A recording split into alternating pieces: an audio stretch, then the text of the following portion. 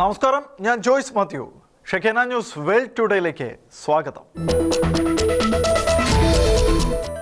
പ്രക്ഷോഭങ്ങൾക്ക് പിന്നാലെ ഇറാൻ സമാധാനത്തിലേക്ക് നീങ്ങുന്നു. ദിവസങ്ങളായി പുതിയ പ്രതിഷേധങ്ങൾ ടെഹ്റാനിൽ ഉണ്ടാകുന്നില്ല എന്നാണ് രാജ്യാന്തര മാധ്യമങ്ങൾ റിപ്പോർട്ട് ചെയ്യുന്നത്. തെരുവ് കച്ചവടമടക്കം സാധാരണ നിലയിലായിട്ടുണ്ട്. പ്രതിഷേധം അടിച്ചമർത്താൻ ആയത്തുള്ള അലി ഖമേനി ഇറാഖിൽ നിന്നും സായുധസേനയെ ഇറക്കിയെന്നാണ് വിവരം. സമരക്കാരെ വധിക്കണമെന്ന് തീവ്ര നിലപാടുകാരനായ മുതിർന്ന പുരോഹിതൻ ആയത്തുള്ള അഹമ്മദ് ഗദാമി ആവശ്യപ്പെട്ടു. സ്റ്റേറ്റ് റേഡിയോയിൽ സംപ്രേഷണം ചെയ്ത ഗദാമിയുടെ പ്രാർത്ഥനയ്ക്കിടെ US പ്രസിഡന്റ് ഡൊണാൾഡ് ട്രംപിനെതിരെയും ഭീഷണിയുണ്ട്. സമരക്കാരെ ബെഞ്ചമിൻ നെതന്യാഹുവിന്റെ കിങ്കരന്മാരെന്നും ട്രംപിന്റെ കൂലിപ്പട്ടാളമെന്നുമാണ് ഗദാമി വിശേഷിപ്പിച്ചത്. ട്രംപിനോടും നെതന്യാഹുവിനോടും പ്രതികാരം ചെയ്യുമെന്നും സമാധാനം പ്രതീക്ഷിക്കേണ്ടെന്നും ഗദാമി പറഞ്ഞു. ഇറാനും US തമ്മിലുള്ള സംഘർഷം ലഘൂകരിക്കാൻ വിദേശ രാജ്യങ്ങളടക്കം ഇടപെടുന്നതിനിടയിലാണ് പ്രകോപനപരമായ പരാമർശങ്ങൾ.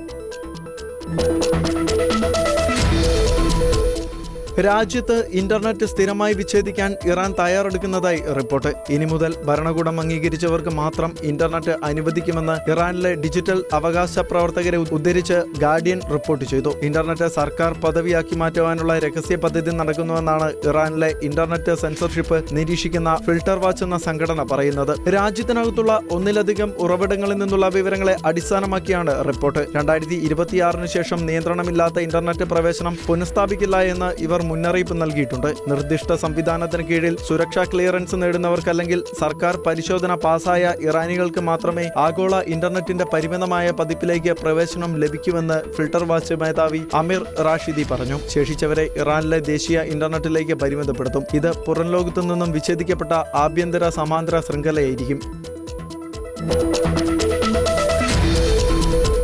2025 ഡിസംബർ 8 UAE തീരത്തിനടുത്ത് അന്താരാഷ്ട്ര സമുദ്ര പരിധിയിൽ വെച്ച് ഇറാനിയൻ റവല്യൂഷണറി ഗാർഡ് പിടിച്ചെടുത്ത വാലിയന്റ് റോർ എന്ന ടാങ്കർ കപ്പലിലെ 18 നാവികർ 1.5 മാസത്തിലേറെയായി കടുത്ത പ്രതിസന്ധിയിൽ തുടരുകയാണ്. പ്രകോപനമില്ലാതെ വെടിയുതിർത്തും ക്രൂരമായി മർദ്ദിച്ചുമാണ് ഇറാൻ സേന കപ്പൽ കസ്റ്റഡിയിലെടുത്തതെന്ന് നാവികരുടെ കുടുംബങ്ങൾ ആരോപിക്കുന്നു. ഒമാൻ കടലിടുക്ക് കടക്കാൻ ശ്രമിക്കുന്നതിനിടെ ഇറാനിൽ നിന്നും അനധികൃതമായി എണ്ണ കടത്താൻ ശ്രമിക്കുന്നുവെന്നാരോപിച്ചാണ് ഇവരെ ഇറാൻ പിടികൂടിയത്. ഇറാനിൽ നിലനിൽക്കുന്ന ആഭ്യന്തര കലാപങ്ങളും ഇന്റർനെറ്റ് വിച്ഛേദനവും മൂലം ഇവരെക്കുറിച്ചുള്ള വിവരങ്ങൾ കൃത്യമായി ലഭിക്കുന്നതിന് തടസ്സമുണ്ടാക്കുന്നുണ്ട്. വിദേശകാര്യ മന്ത്രാലയത്തിൽ നിന്നും എംബസിയിൽ നിന്നും കൃത്യമായ സഹായം ലഭിക്കാത്തതിനെ തുടർന്ന് കുടുംബങ്ങൾ ഡൽഹി ഹൈക്കോടതിയെ സമീപിച്ചു. കോടതി കേന്ദ്ര സർക്കാരിനോട് നിലവിലെ സ്ഥിതിവിവര റിപ്പോർട്ട് ആവശ്യപ്പെട്ടിട്ടുണ്ട്.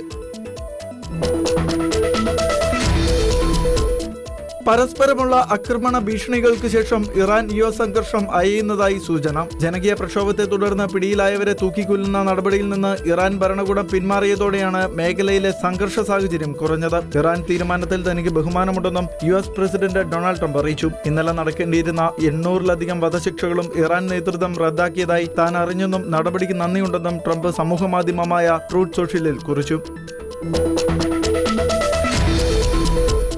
ഇസ്രായേൽ പ്രധാനമന്ത്രി Benjamin Netanyahu, Iran president Masoud Pezeshkian എന്നിവരുമായി ഫോണിൽ സംസാരിച്ച റഷ്യൻ പ്രസിഡന്റ് വ്ളാഡിമിർ പുടിൻ. മേഖലയിൽ മധ്യസ്ഥത വഹിക്കാൻ റഷ്യ തയ്യാറാണെന്ന് പുടിൻ അറിയിച്ചതായി റഷ്യ വ്യക്തമാക്കി. ഉക്രൈനിലെ യുദ്ധം ആരംഭിച്ചതു മുതൽ റഷ്യ ഇറാനുമായി ബന്ധം ശക്തിപ്പെടുത്താൻ ശ്രമിക്കുന്നുണ്ട്. കഴിഞ്ഞ വർഷം പുടിൻ മസൂദ് പെസഷ്കിയാനുമായി 20 വർഷത്തെ തന്ത്രപ്രധാനമായ പങ്കാളിത്ത കരാറിൽ ഒപ്പുവെച്ചിരുന്നു. നെതന്യാഹുമായുള്ള സംഭാഷണത്തിൽ മധ്യസ്ഥ ശ്രമങ്ങൾ തുടരുവാനും ക്രിയാത്മകമായ സംവാദങ്ങൾ പ്രോത്സാഹിപ്പിക്കുവാനും റഷ്യ സന്നദ്ധത അറിയിച്ചതായി പറഞ്ഞു. മസൂദ് പെസഷ്കിയാനുമായുള്ള സംഭാഷണത്തിലെ വിവരങ്ങൾ പിന്നീട് നൽകുമെന്നാണ് റഷ്യ അറിയിച്ചിരിക്കുന്നത്. കഴിഞ്ഞ വർഷം ഇസ്രായേലും US ഇറാനിൽ ആണവ കേന്ദ്രങ്ങളിൽ ബോംബാക്രമണം നടത്തുകയും ഇറാൻ ഇസ്രായേലുമായി 12 ദിവസത്തെ യുദ്ധം നടത്തുകയും ചെയ്തിരുന്നു.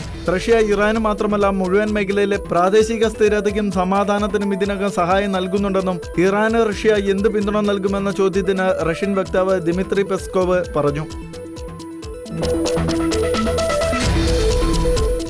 ബഹിരാകാശത്ത് അമേരിക്കയും ഇലോൺ മസ്കിന്റെ സ്പേസ് എക്സിനെയും വെല്ലുവിളിച്ചുകൊണ്ട് ഏകദേശം 2 ലക്ഷത്തോളം ഉപഗ്രഹങ്ങൾ വിക്ഷേപിക്കാനുള്ള ബൃഹത് പദ്ധതിയുമായി ചൈന രംഗത്തെത്തി. ഏതാണ്ട് 2 ലക്ഷത്തോളം ഉപഗ്രഹങ്ങൾ ആകാശത്തേക്ക് വിക്ഷേപിക്കാൻ അപേക്ഷ സമർപ്പിച്ചു. ഇത് ഭീമൻ ഉപഗ്രഹ ശൃംഖല കെട്ടിപ്പടുക്കാനുള്ള ചൈനയുടെ നീക്കമാണെന്ന ആശങ്കകൾക്ക് വഴിവെച്ചിരിക്കുകയാണ്. ഐക്യരാഷ്ട്രസഭയുടെ ഭാഗമായ ഇന്റർനാഷണൽ ടെലികമ്മ്യൂണിക്കേഷൻ യൂണിയനാണ് ചൈന ഈ അപേക്ഷ നൽകിയിരിക്കുന്നത്. ഇത്രയധികം ഉപഗ്രഹങ്ങൾ വിക്ഷേപിക്കുന്നത് ഭൂമിയുടെ താഴ്ന്ന ഭ്രമണപഥത്തിലെ മറ്റു രാജ്യങ്ങളുടെ പ്രവർത്തനങ്ങളെ തടസ്സപ്പെടുത്താൻ സാധ്യതയുണ്ടെന്നും വിലയിരുത്തലുണ്ട്. ഈ പദ്ധതി പൂർത്തിയാവുകയാണെങ്കിൽ സ്പേസ് എക്സിന്റെ സ്റ്റാർലിങ്ക് ശൃംഖല വിക്ഷേപിക്കാൻ ലക്ഷ്യമിടുന്ന 49,000 ഉപഗ്രഹങ്ങളെക്കാൾ വലുതായിരിക്കും ചൈനയുടെ ഈ പദ്ധതി. 3666 വ്യത്യസ്ത ഭ്രമണപഥങ്ങളിലായിരിക്കും ഈ ഉപഗ്രഹങ്ങൾ വിന്യസിക്കപ്പെടുക.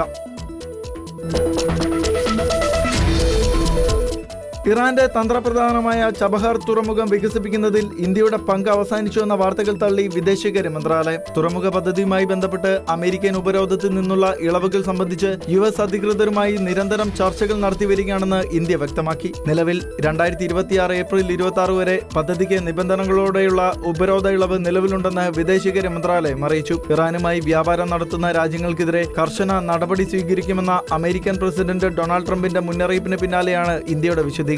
ഇറാനുമായി വ്യാപാരം നടത്തുന്ന ഏതൊരു രാജ്യവും അമേരിക്കയിലേക്കുള്ള തങ്ങളുടെ കയറ്റുമതിയിൽ 25% നികുതി നേരിടേണ്ടി വരുമെന്ന് ജനുവരി 12-ന് ട്രംപ് വ്യക്തമാക്കിയിരുന്നു. ഇറാന്റെ ആണവ പദ്ധതികളെ നിയന്ത്രിക്കുന്നതിനും മേഖലയിലെ സ്വാധീനം കുറയ്ക്കുന്നതിനുമായുള്ള അമേരിക്കയുടെ കടുത്ത നടപടിയുടെ ഭാഗമാണിത്. ഇതിൽ ആസ്തികൾ മരവിപ്പിക്കലും എണ്ണ കയറ്റുമതിയിലെ നിയന്ത്രണങ്ങളും ഉൾപ്പെടുന്നു. വെൽ ടുഡേ സമാപിക്കുന്നു. നന്ദി, നമസ്കാരം.